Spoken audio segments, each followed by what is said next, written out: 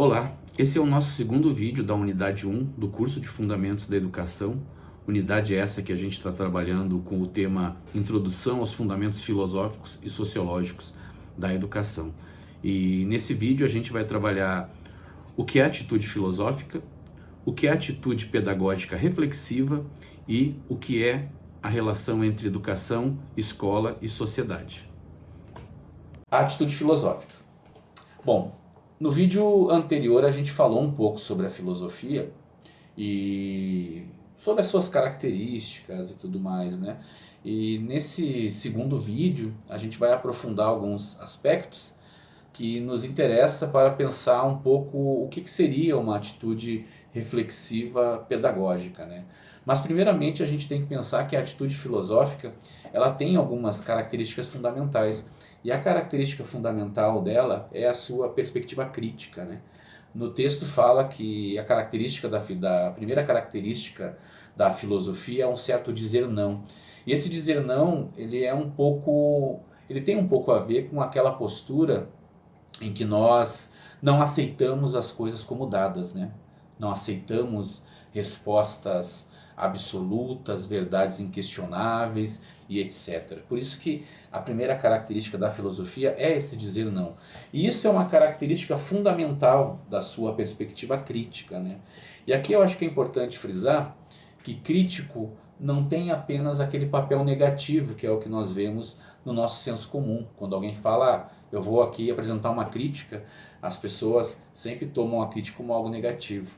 Mas crítica, na perspectiva filosófica, ela parte basicamente de dois movimentos. Você, de alguma forma, nega algo para, depois dessa negação, desse algo, você consegue colocar algo no lugar. Então, crítica sempre tem uma perspectiva que é negativa, mas também uma perspectiva positiva, tá bom? Então a atitude filosófica nada mais é do que uma atitude crítica.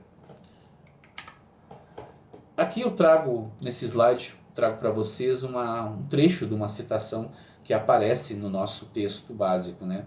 O texto diz o seguinte: a filosofia devolve a dignidade ao ser humano enquanto ser pensante, capaz de decidir e de construir seu próprio caminho. A capacidade de optar e definir o como e o porquê queremos viver é um ato profundo de dignidade. É aí que a filosofia entra como a ciência própria do humano, do ser pensante, do ser que decide por um ato livre da sua vontade e não movido por um instinto que repete sempre a mesma coisa. Então aqui a gente tem um pouco essa perspectiva da filosofia como algo próprio da dignidade humana. Filosofar, se a gente for pegar assim, concepções mais tradicionais, filosofar é um pouco propiciar com que o ser humano viva uma vida digna de ser vivida, né? E aí quando a gente fala da filosofia trazendo essa dignidade para o ser humano, a gente está de alguma forma pensando que ela nos dá a capacidade de fazer escolhas e construir o nosso próprio caminho. Por isso que a filosofia ela devolve essa dignidade ao ser humano enquanto um ser pensante. E a partir disso a gente pode decorrer algumas questões, né, discorrer algumas questões do que dizem respeito sobre a atitude pedagógica reflexiva, né? Porque não basta a gente ter uma atitude pedagógica no sentido de fazer as coisas, de dar sua aula, lidar com conteúdos específicos da nossa disciplina, mas nós temos que, de alguma forma, criar posturas que são mais reflexivas no que diz respeito à nossa própria desenvoltura pedagógica, né? E um dos elementos centrais e que nós devemos ter enquanto professores, né, é lidar com com quatro conceitos fundamentais dessa prática reflexiva, que é a inquietação, a admiração, a angústia e a coragem, né? E o que seria, digamos, essa inquietação? A inquietação é aquilo que nos move para conhecer algo profundamente, né? Então nós devemos ser inquietos com a nossa prática pedagógica, inquietos no sentido que a gente quer conhecer melhor as coisas, a gente quer refletir melhor sobre elas, a gente quer buscar respostas sobre o que nós estamos fazendo, e isso é fundamental para uma atitude pedagógica reflexiva. Nós devemos ser inquietos de alguma forma na nossa prática cotidiana escolar, né? Um outro elemento central também é a questão da admiração, né? Que é essa ideia de tentar, de alguma forma, desenvolver na sua prática pedagógica uma certa curiosidade, né?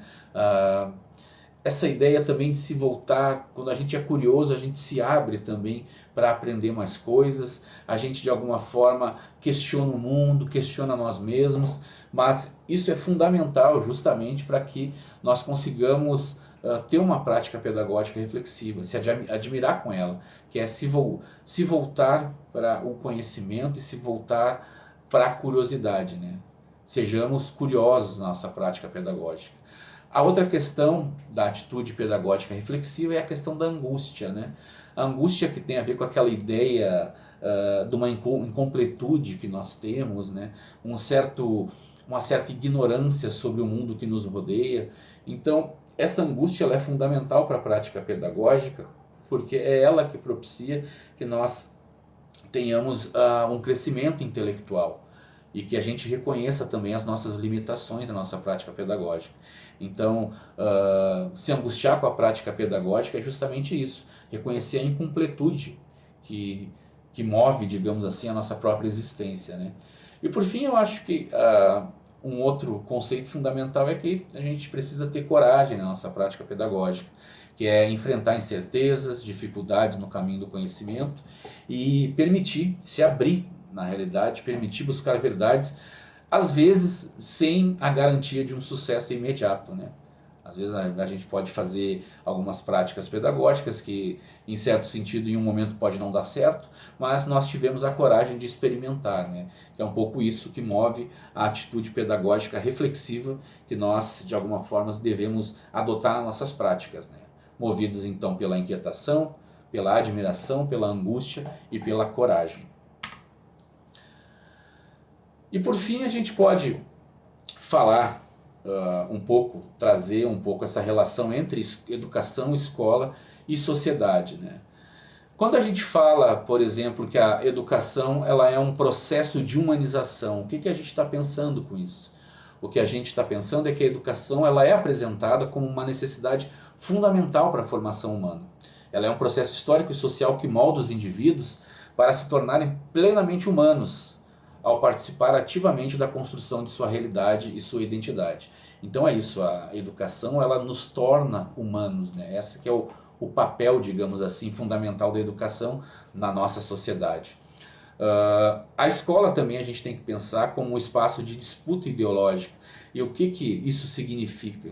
Significa dizer que a escola ela não é uma instituição neutra, ela vai refletir valores, ideologias e intenções de diferentes grupos sociais.